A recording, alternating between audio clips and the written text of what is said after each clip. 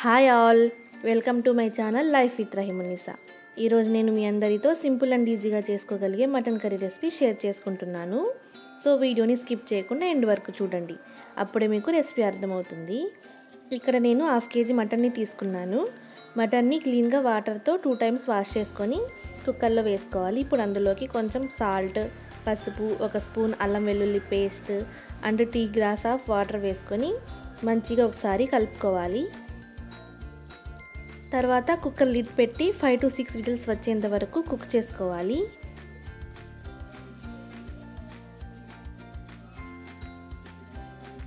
Mutton cook అయిపోయింది, 5 whistles వచ్చేసాయి.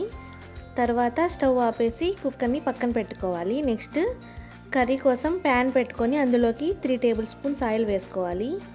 Oil heat అయ్యాక 2 బిర్యానీ ఆకులు, 1 మీడియం సైజ్ ఆనియన్ అండ్ 2 పచ్చిమిర్చి సన్నగా కట్ చేసుకొని వేసుకోవాలి. ఆనియన్ని గోల్డ్ కలర్లోకి వచ్చేంత వరకు ఫ్రై చేసుకోవాలి. ఆనియన్ కలర్ చేంజ్ అయ్యాక 1 స్పూన్ అల్లం వెల్లుల్లి పేస్ట్ వేసి పచ్చి వాసన పోయేంత వరకు ఫ్రై చేసుకోవాలి. తర్వాత 1 బిగ్ సైజ్ టొమాటో పీసెస్ని వేసి సాఫ్ట్గా అయ్యేంత వరకు కుక్ చేసుకోవాలి. ఇప్పుడు మసాలా పేస్ట్ కోసం కాజు, పచ్చి కొబ్బరి, ధనియాలు, జీలకర్ర, యాలకులు, లవంగాలు, చెక్క అండ్ మిరియాలు వేసుకొని వాటర్తో మెత్తని పేస్ట్గా గ్రైండ్ చేసుకోవాలి. చూడండి, టమాటాస్ సాఫ్ట్ అయిపోయాయి. నెక్స్ట్ గ్రైండ్ చేసిన మసాలా వేసి కలుపుకొని సాల్ట్, పసుపు, కారం మీ టేస్ట్కి తగ్గట్టు వేసుకొని మసాలా నుంచి ఆయిల్ సెపరేట్ అయ్యేంత వరకు కుక్ చేసుకోవాలి.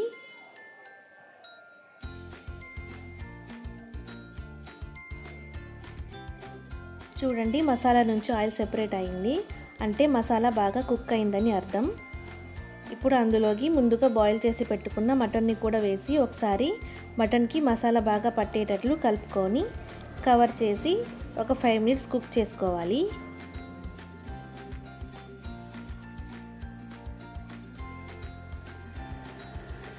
ఒక 5 minutes కుక్ అయ్యాక ఒకసారి కలుపుకొని తర్వాత గ్రేవీ కోసం సరిపడా వాటర్ని కూడా వేసి మీడియం ఫ్లేమ్ మీద 10 minutes కుక్ చేసుకొని ఫైనల్గా కొత్తిమీర వేసుకుంటే simple and tasty yummy mutton curry ready.